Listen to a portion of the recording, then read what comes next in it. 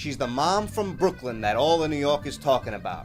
JoAnn tells it like it is. She's thinking what I'm thinking. And now JoAnn is going to answer your questions the way only she can. Dear JoAnn, what is the weirdest thing your neighbors have ever done? Let me tell you. One day I was out there hanging my laundry, and that guy next door to me is out there hanging fish on the clothesline. I don't know what that's all about. I want to dry my socks and underwear, and he wants to dry his bacala. I don't get it. Dear JoAnn, how do you get noisy neighbors to turn down their music? Well, apparently these neighbors are awake when you're asleep. So what you got to do is when they're sleeping, put yours louder and let them see how it feels. Because just knocking at their door when they're having a bottle of wine isn't going to make them lower their radio.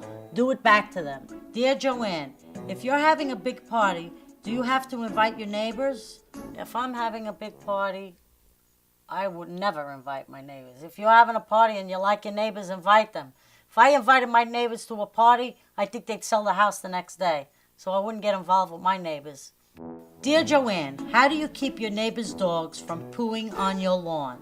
You just have to be vigilant, like the police, like the police, and check it out every now and then and know which dog is crapping in front of your house and bring it back to them. That's what I've done. Dear JoAnn, what is the one thing you should never lend your neighbors? The one thing you should never lend your neighbors is your husband. She'll call you up, say, "Hi, sweetie, could I borrow your husband to screw my light bulb?" Yeah, he wants to screw your light bulb already. He'll be screwing his bulbs in her socket. Forget about it. You never lend your husband. I don't care. Unless she's 90 and she can't get out of the wheelchair, then you might take a chance. I'm the queen of garlic. If I can make muffins with garlic, I can make muffin garlic. My husband's aunt was the best cook on earth. Nobody could beat her cooking. And I watched her. I asked her, how much of this, how much of that? You just do it like this, she said. Well, how much? You know, you just put it in.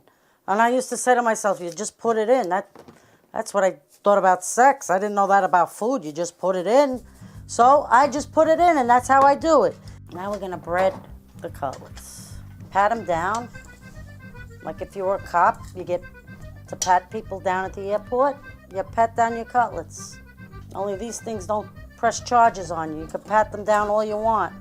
You don't have to worry that they were indecently exposed. Pat your cutlets. The secret to living in harmony with your neighbors is to keep your windows shut, your doors locked, and mind your own business. Say hello and goodbye when you pass them in the street, and keep going.